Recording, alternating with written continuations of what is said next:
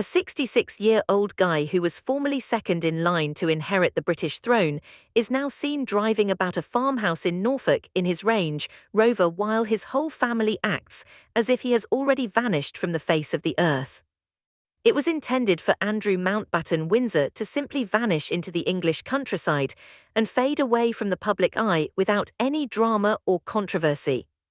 However, each week brings with it another sighting, another headline, another awkward snapshot that repeatedly prompts royal experts to pose the same query.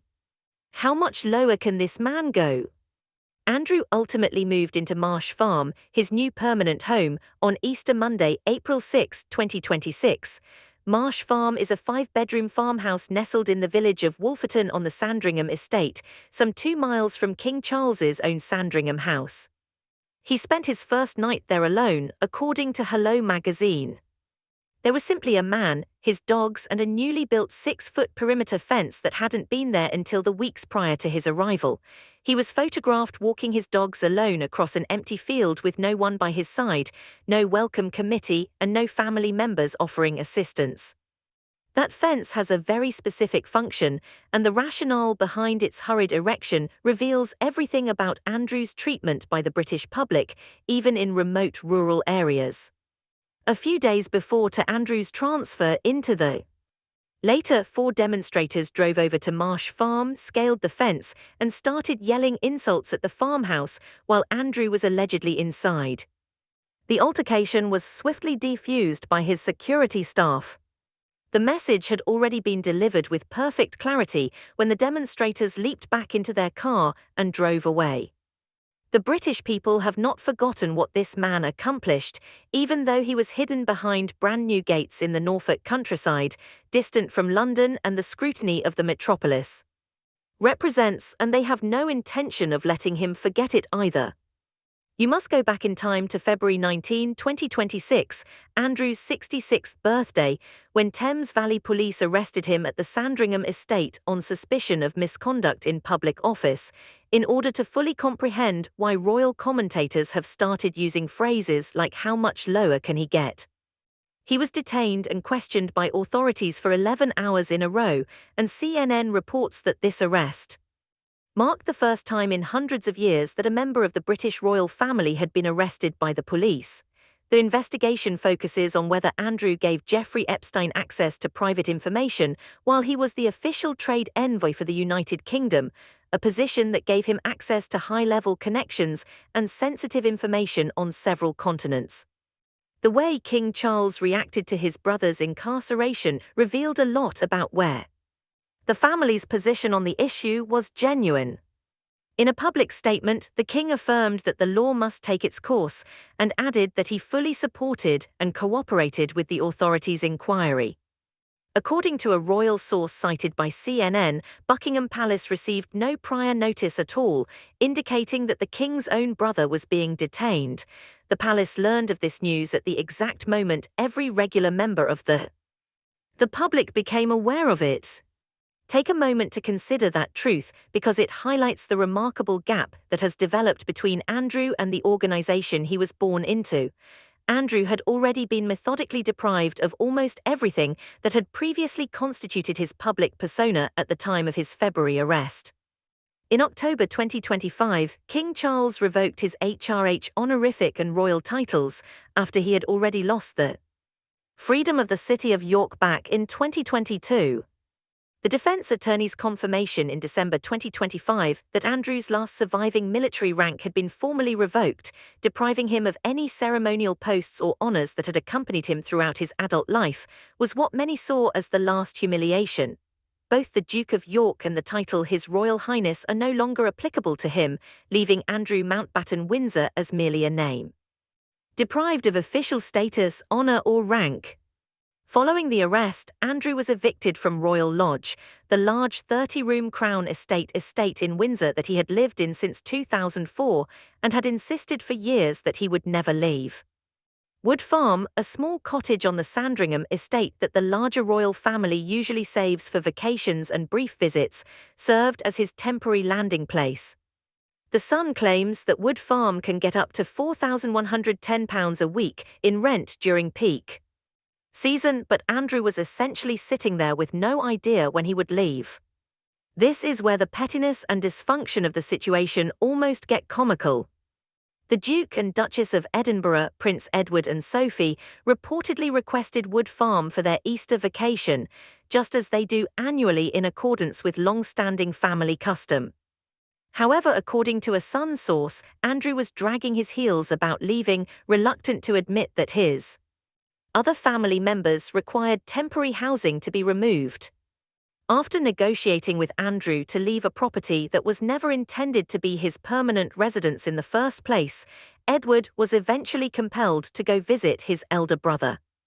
Because Andrew would not leave the cottage he had taken over, the Duke and Duchess of Edinburgh were eventually compelled to move to the Sandringham Garden House instead, completely forsaking their normal Easter arrangements.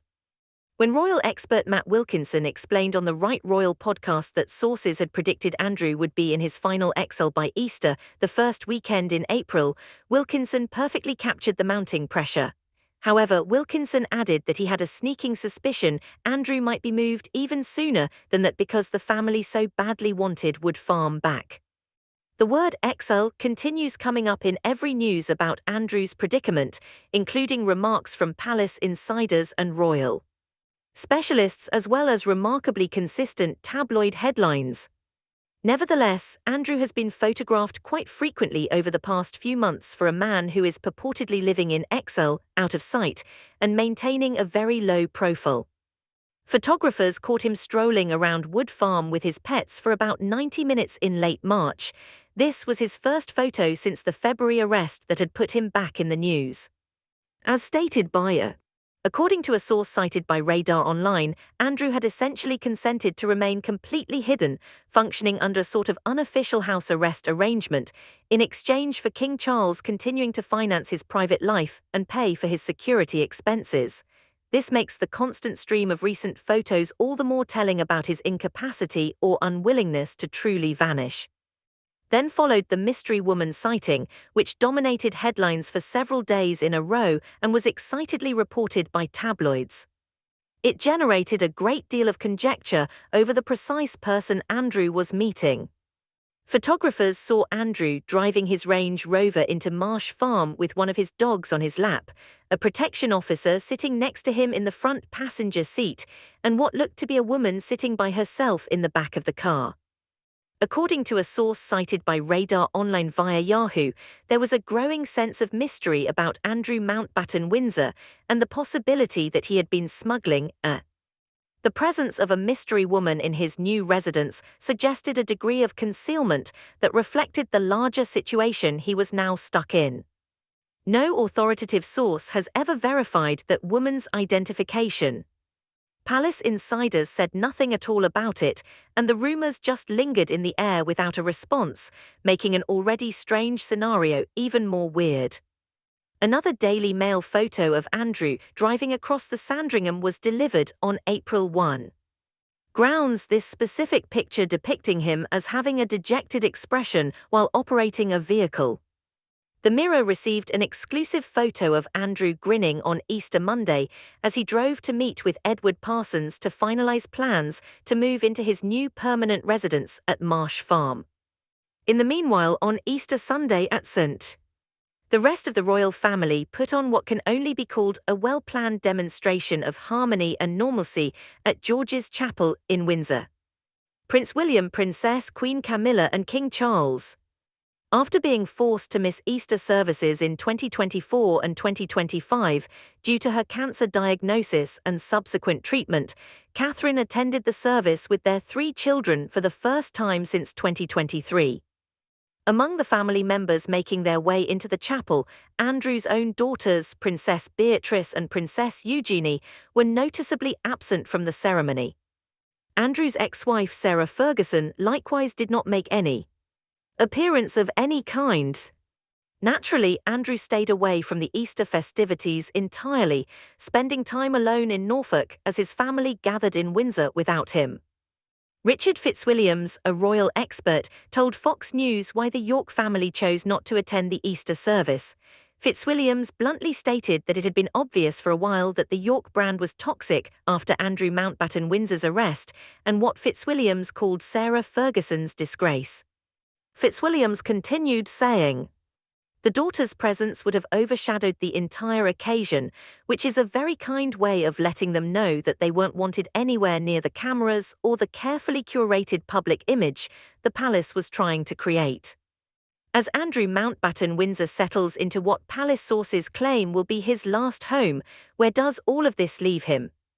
He lives alone in a 5-bedroom farmhouse behind a 6-foot security barrier, strolling his late mother's corgis across deserted Norfolk fields, with just his protection officer following at a covert distance, all the while being captured on camera by tabloid photographers who never seem to stop observing the gates and tracking his every move.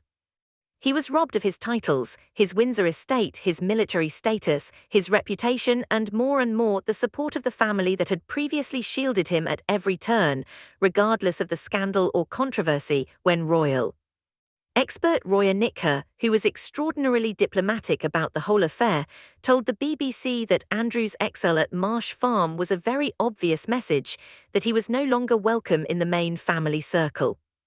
Beneath all the well-crafted pronouncements and courteous palace briefings, the true message is actually far more ruthless and straightforward. Andrew sincerely thought Sandringham would turn into his haven, a location where he could escape from public scrutiny and spend the rest of his life in comparatively quiet, free from the criticism of a public that despises him. Rather, it has evolved into something more akin to a cage, a 2-mile exclusion zone from his brother's home, where demonstrators show up to yell insults over his fence and photographers record every move he makes. There is now no answer to the issue that royal observers are increasingly asking about how much lower this man can go before reaching his lowest point. Decisive response, because Andrew Mountbatten Windsor consistently finds a completely new floor beneath the one he was standing on a few days prior, beyond all odds and expectations.